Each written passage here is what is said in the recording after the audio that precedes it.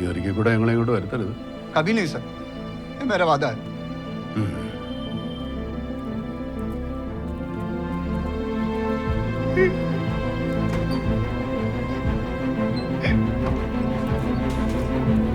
സാറേ 10 മണിന്റെ ഫ്ലൈറ്റ് എടുത്താൽ അവർ ഭുവനേശ്വർ എത്തുമ്പോൾ തന്നെ അവരെ പിടിക്കും. അവിടെ വരെ എത്ര പേരുണ്ടടാ?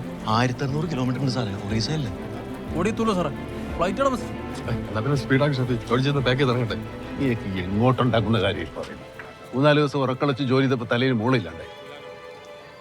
അമീർ പറഞ്ഞിട്ട് ഷിജു ഭുവനേശ്വറിന് ടിക്കറ്റ് എടുത്ത് കൊടുത്തു. ഈ ഷിജു കണ്ടായിരുന്നു അവന്മാർ ട്രെയിനിൽ കയറി പോകുന്നു. ഇനിയിപ്പോൾ ഭുവനേശ്വർ ട്രെയിനിൽ കയറിയെന്ന് തന്നെ വെക്കുക. പോണ വഴി എത്ര സ്റ്റേഷൻ ഉണ്ട്, അവിടെ എവിടെയെങ്കിലും ഇറങ്ങിപ്പോ.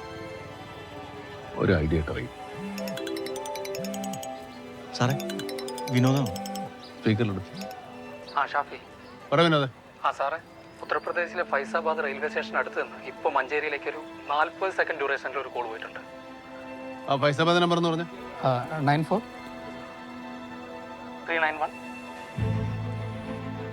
210 12.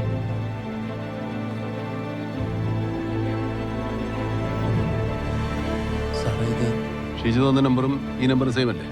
അതെ.